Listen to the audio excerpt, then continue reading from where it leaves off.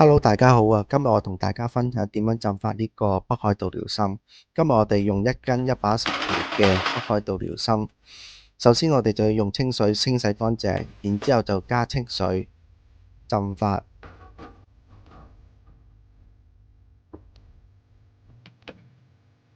浸咗一晚之後呢，記得每日都要換清水喎。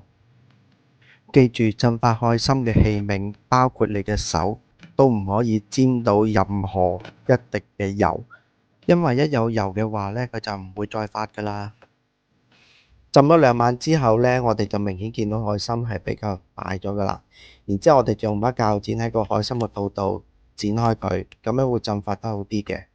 咁剪開咗之後呢，佢個肚裡面呢就有啲腸啦，而近嘴嘅部分呢就有好多沙石嘅。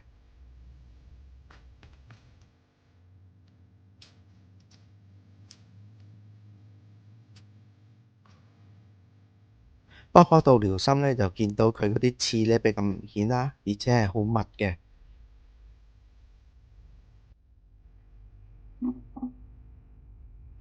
剪開咗之後呢，我哋就繼續浸發啦。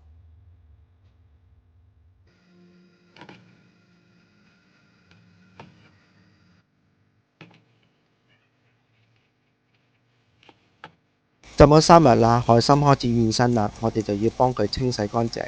首先就見到有好多腸啦，咁然之後佢個嘴嗰度呢就有好多沙嘅，我哋就要將佢個嘴搣咗佢，然之後呢就將佢裡面嘅所有沙沙石石呢就清洗乾淨。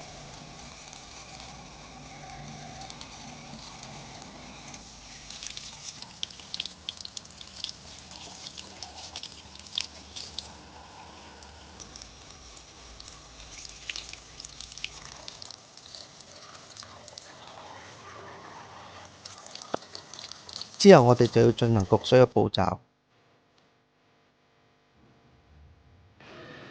焗完水之後呢，應該就會大多啲，咁我哋視乎情況，然之後換水繼續浸發。我哋再檢查下仲有冇啲沙沙石石啦，咁大致就應該完成㗎啦，呢個浸發動作。浸發好嘅海參呢，我哋就可以用密實袋去收藏，再加啲水，然之後進行急凍。喜歡呢條片嘅記得 CLS and subscribe 我哋嘅 channel 啊！